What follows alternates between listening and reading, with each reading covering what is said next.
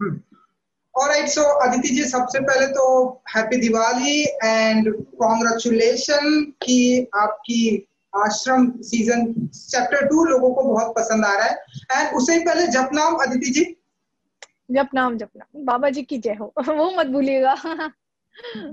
तो इतनी सारी अप्रिसिएशन हर जगह से मिल रहा है अदिति जी, कैसे फील करते हैं आप एंड कैसे देखती हैं आप? बहुत ही अच्छा फील कर रही हूँ ऑफ कोर्स, क्योंकि 2020 जैसे ही शुरू हुआ, मेरी पहली जो सीरीज आई थी शी नेटफ्लिक्स पे, हाँ। उसने एक धमाका मचाया था। और फिर अब आश्रम आ रही है, तो आश्रम में भी फर्स्ट पार्ट एक बहुत सक्सेसफुल रहा, सेकंड भी सक्सेसफुल हो चुका है। So I think that I can't ask for anything more, क्योंकि बैक टू बैक हिट्स अगर होती है तो ऑफ कोर्स एक्टर को बहुत अपॉर्चुनिटीज मिलती है और बेहद प्यार और खुशी मिल रही है। सो या I think I am extremely happy. So Aditi ji, जब आपकी लय भारी आई थी एंड नाउ लव सेक्स धोखा जब आई थी एंड लय भारी आई थी, now she I and now आश्रम आई, तो जब लय भारी आई थी तो हर किसी ने आपको नोटिस किया कि अरे ये लड़की कौन है यार, मतलब इतनी मराठी सिनेमा में इतनी इतनी हिट फिल्म कभी नहीं आई थी एंड लोगों ने अप्रिशिएट किया। एंड नाउ वहां से मुझे ऐसा लगता है पर्सनली कि आपका जो सिलसिला है, हिट होने का जो सिलसिला है वो चल पड़ा। तो कैसे देखते हैं आप? जी, क्योंकि लय भारी मेरी फर्स्ट फिल्म थी, that was my first film. और आई थिंक जब एक फिल्म हिट होती है, तब जैसे पहले जब लय भारी हिट हुई थी, मैं बहुत ही नई थी तो मुझे आइडिया नहीं था एग्जैक्टली। तो मैंने टिकट्स बुक करने के लिए वो बुक माई शो खोला हुआ था, और देखा तो सारी सीटें ग्रे कलर की हो चुकी थी हर एक थिएटर में। तो मुझे लगा अरे यार ये पिट गई लगता है, क्योंकि कोई सब सीटें खाली लग रही है। कुछ समझ में नहीं आ रहा है। फिर मेरे एक दोस्त ने मुझसे कहा अरे everything is full, you stupid. And I was like everything is full, impossible, first day पे कैसे हो सकता है, मतलब हर एक थिएटर में, मतलब चाहे वो मल्टीप्लेक्स हो या शान हो या जो भी हो। तो फिर मुझे समझ आया यार, मेरे दोस्त ने मुझसे कहा यार टिकट नहीं मिल रही तेरी फिल्म की।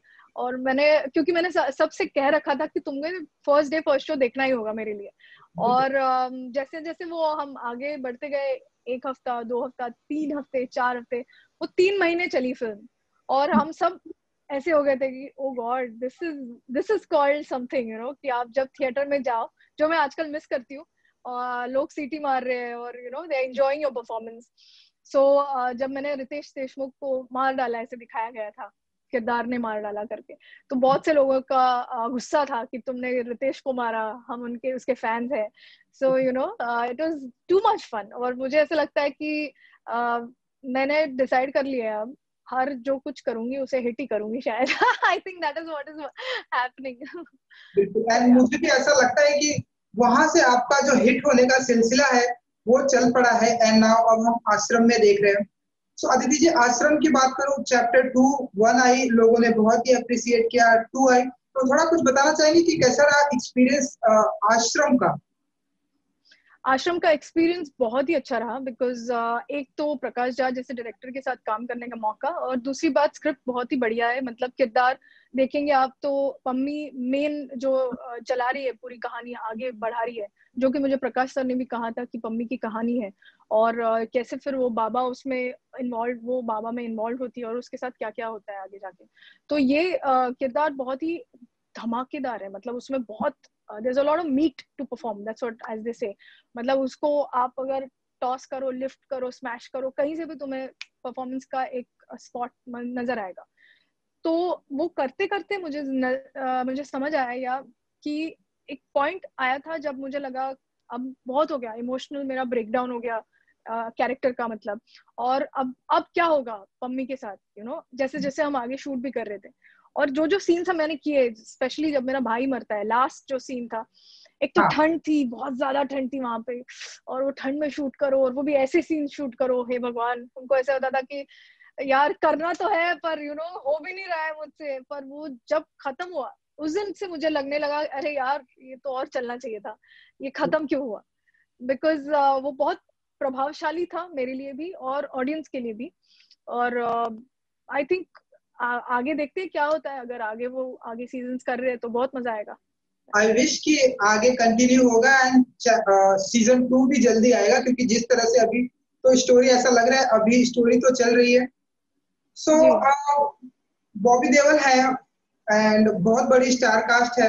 सो कैसा रहा बॉबी देओल जी के साथ का एक्सपीरियंस? हमने सुना, आपने ही बताया था कि आप वहां पर सारी चीजें उनकी खा जाती थी, तो कुछ बताना या जी, जैसे ठंड का मौसम है तो हम वो आलू टिक्की मंगाते थे एक छोटी सी दुकान से। तो मैं बहुत ज्यादा खाना खा सकती हूँ, लोगों को ये पता है, जो लोग मुझे जानते हैं। और मेरा वजन नहीं बढ़ता है, बिल्कुल भी नहीं बढ़ता। मैंने एक बार उनकी लिट्टी चोखा, एक डिश है वहाँ की, आई थिंक यूपी साइड की। हाँ। तो जब भी, हाँ, हमारे राजू भैया थे, वो ले आते थे लिट्टी चोखा। और मैंने एक एक बार मैंने सोचा ये सारा मेरे लिए है, क्योंकि वो काफी मतलब रेगुलर था पर मेरे लिए कम था, तो मैंने वो सारा खा लिया। और बाद में मुझे पता चला कि ये बॉबी सर का भी था, जो क्योंकि हमारा रूम अगल बगल में था, तो वो छोड़ गए थे वहां पे टेबल पे। तो मैंने सारा खत्म कर दिया, और तब बॉबी सर बाहर आए after packup, and he said, अरे where is my litti chokha? I said, oh was that for you, because I ate it. मैंने उस दिन तो खाया, मैंने अगले 2 दिन भी खाया। तो मैं, एक पॉइंट के बाद उन्होंने अभी कहा कि प्लीज पम्मी से मेरा खाना दूर रखो, क्योंकि पम्मी मेरा पूरा खाना खा जाती है। जी। तो ये सब छोटी छोटी बहुत मजेदार चीजें हुई थी वहां पे सेट पे। So I mean very exciting. जी। एंड अदिति जी, आपको पता ही है कि जहाँ पर पॉजिटिविटी होती है वहीं पर निगेटिविटी भी होती है। जब ये आश्रम आई तभी कुछ एक कम्युनिटीज का कहना है कि हम इसे रिलीज नहीं होने देंगे, हम इसे, ये बाबा धर्म गुरु इन सभी के खिलाफ है। एंड नाउ फाइनली हमने देखा कि रिलीज हो चुकी है चैप्टर 2 एंड लोगों को बहुत पसंद आई। ऐसे लोगों को कुछ कहना चाहेंगे अदिति जी जो कहते हैं कि हम इसे रिलीज नहीं होने देंगे, हमारे धर्म के खिलाफ है, बाबा के खिलाफ है? नहीं, मुझे लगता है कि एक तो मैं इन सब चीजों में विश्वास नहीं रखती हूँ, तो मैं कमेंट करने के लिए सही इंसान नहीं हूँ। पर एक काल्पनिक कहानी है जिसे बनाया गया है, सब किरदार काल्पनिक है, तो इसमें किसी धर्म या जाति या किसी बाबा, सॉरी, के बारे में कुछ कहा नहीं गया है। तो आई थिंक लोगों ने भी इसे उस तरीके से देखना नहीं चाहिए।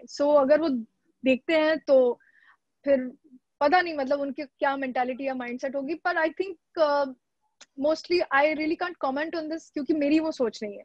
और आप देखेंगे तो रिलीज तो हो चुका है, तो उसमें कोई दिक्कत आई नहीं थी। शायद उन्हें कुछ सेंटिमेंटल फीलिंग हुई होगी, बुरा लगा होगा। सो हम बातें कर रहे थे अदिति जी कि आप ऐसे, स्पिरिचुअल होना अच्छी बात है, तो आप ऐसे किसी बाबा धर्म गुरु, ऐसे कोई ऐसी कोई पर्सनालिटी है जिन्हें आप मानती हैं, जिनकी आप बहुत ही रिस्पेक्ट करती हैं?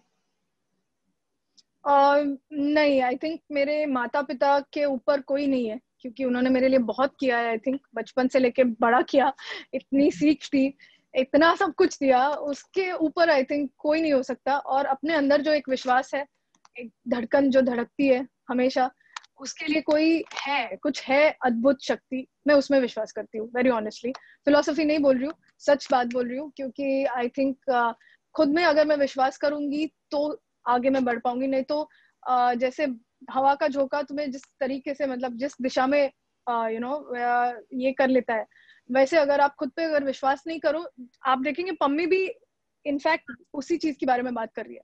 क्योंकि वो बहक गई थी, वो एक पॉइंट पे बहक गई थी, बिकॉज उसका कहीं ना कहीं उसके आत्मविश्वास पे ठेस पहुंची थी, जब वो बोलती है कि भाई हमारा कुछ नहीं हो पाएगा अब, ये हम क्षमा रहे, हम यही रहेंगे, वो बोलती है सीधा ये। तो कहीं ना कहीं उसका विश्वास टूटा था, इसीलिए वो बाबा के दरबार जाती है। आई थिंक आत्मविश्वास रखिए, और बस बाकी तो सब ठीक होगा ही जाए। क्या होगा, गलत क्या हो सकता है? गलत क्या हो सकता है, बिल्कुल। चलिए मैं पम्मी की बात करूं अगर, अदिति जी, जिस तरह से पम्मी एक स्ट्रांग लड़की है एंड जिस तरह से वो अपने आप को बाहर निकालती है, एंड जैसे पहलवान अपने आप को बनाना चाहती है, प्रूव करना चाहती है, हमारी सोसाइटी में भी ऐसे बहुत सारे लोग हैं, लेकिन उन्हें रास्ता दिखाने वाला कोई नहीं है कि हाँ इस रास्ते से जाइए, आप इस रास्ते से जाएंगे तो स्टक हो जाएंगे, फंस जाएंगे, जैसा कि पम्मी हो गई थी। तो जी ऐसी लड़कियों को कुछ कहना चाहेंगी, क्योंकि आप खुद एक गर्ल हैं? नहीं, मुझे लगता है जैसे मैंने कहा, आत्मविश्वास रखिए, और खुद में जो बिलीफ होता है ना, जो एक कॉन्फिडेंस होता है, अगर उसको आप कायम रखेंगे और लोगों की ना सुने, जो कि मुश्किल होता है ऑफ कोर्स, पर अगर ना सुने लोगों की तो शायद तुम इस चक्कर या चक्रव्यूह से बच पाओगे। तो मुझे लगता है मैं इतना ही कहूंगी, स्पेशली यंग जो लड़कियां हैं जो 14, 15, 16 साल की होती है, जो रेसलर्स थी जहाँ पे हम प्रैक्टिस कर रहे थे, उनके लिए मैं उनसे भी वही कहती थी। उन्होंने मुझसे कहा, दीदी आपने कैसे कर लिया ये, मतलब आपने कैसे ज्वाइन किया फिल्म इंडस्ट्री को और ये वो। मैंने कहा मैंने कुछ ज्यादा किया नहीं, मैंने बस काम किया, काम पे फोकस किया, और जैसे जैसे आगे बढ़ते जाओगे तो अच्छा ही होने वाला है। इतना एक माइंडसेट रखो, इंटेंशन रखो, और कुछ गलत होगा ही नहीं फिर यार। एंड हम देख रहे हैं कि आप भी धीरे धीरे आगे बढ़ती जा रही है अपने करियर को और सफलता की बुलंदियों पर। हमने देखा आपने इम्तियाज अली जी की फिल्मों में काम किया एंड नाउ प्रकाश झा जी के साथ में आपने काम किया। सो आगे आने वाले दिनों में ऐसे कौन कौन से ऐसे डायरेक्टर हैं अदिति जी जिनके साथ आप काम करना चाहती हैं, आपके फेवरेट हैं? मेरे फेवरेट में से जोया अख्तर मेरी फेवरेट है। मैं उनको काफी बार कह चुकी हूँ कि मुझे उनके साथ काम करना है। और काफी डायरेक्टर्स हैं जैसे राजू सर, राजकुमार हिरानी, फिर आदित्य धार इज वन ऑफ द, मुझे उरी बहुत पसंद आई थी, मैंने उनकी देखी थी वो फिल्म। तो ये कुछ डायरेक्टर्स है, अनुभव सिन्हा है, अनुराग बासु है, उनकी लूडो मैंने देखी अभी रिसेंटली। तो मुझे ऐसा लगता है कि अलग अलग आपके इंटरव्यू से पहले। अच्छा, आपने भी देखी है? ओके या सो बहुत एक मजेदार ट्विस्ट दिया है उन्होंने वो उस फिल्म को। कुछ कुछ सीन्स जैसे वो एक नर्स का सीन है, वो बहुत मजेदार है। So I really like to work with different genres, different, जैसे मुझे अभी कॉमेडी करना है, रोमांटिक फिल्म्स करनी है, यू नो, ताकि मैं कुछ और भी एक्सप्लोर कर पाऊँ, बिकॉज एज एन एक्टर मुझे भी कुछ चाहिए स्क्रिप्ट से अपने निजी जिंदगी में उसे ढालने के लिए। So yeah, there are many directors I keep following up. Sajid Nadiadwala है जो एक बहुत बड़े प्रोड्यूसर है, उनसे मैं टच में रहती हूँ, उनसे कहती रहती हूँ मुझे सर कास्ट कीजिए please. So yeah, there is the list of directors and producers I want to work with. Actor male female अगर कुछ आप बताना चाहें जिनसे आप बहुत इंस्पायर्ड है, बचपन से आप जिनकी फिल्में देखते आ रही है अदिति जी? बचपन में मैंने ज्यादा फिल्में देखी नहीं है ऑनेस्टली, पर आमिर सर है जो मुझे बहुत पसंद है, क्योंकि वो एक परफेक्शनिस्ट है, और मुझे ऐसा लगता है कि अगर आप एक चीज को 10 बार करो ना तो उसमें आप माहिर हो जाओगे, तो फिर उसको करने का मजा अलग आता है। तो वैसे आमिर सर है, तो वो है। फिर विद्या बालन है जो मुझे बहुत पसंद है, and Tabu is somebody I really admire. और माधुरी दीक्षित है डांस के लिए। एक अलग अलग सब चीजों में, सब में एक बहुत ही खासियत बहुत रह चुकी है इन द एक्ट्रेसेस। जैसे हम यू नो 2000 में हमने देखा था जैसे एक्टर्स और एक्ट्रेसेस का दौर था। सो ये कुछ एक्ट्रेसेस है जो मुझे बहुत पसंद है। चलिए, आई विश कि आप जल्दी इन सभी के साथ काम करें एंड आई विश कि हमें सीजन 2 भी देखने को मिले। आप ऐसी इच्छा रखती है सीजन 2 आए? सीजन 3 अभी जो आएगा, oh सॉरी सीजन 2, हाँ राइट पार्ट 2 था, चैप्टर 2। या राइट। सीजन 2 जरूर, शायद, आई डोंट नो, मुझे अभी तक बोला नहीं गया है, बट जैसे वो अभी जिस मोड पे वो कहानी रुकी है, शायद हम आगे उसमें बढ़ेंगे। तो जैसे अनाउंसमेंट होगा आप सबको पता ही चल जाएगा। या चलिए अदिति जी, हमसे बात करने के लिए बहुत बहुत धन्यवाद and Japnam ji. Thank you so much and good luck.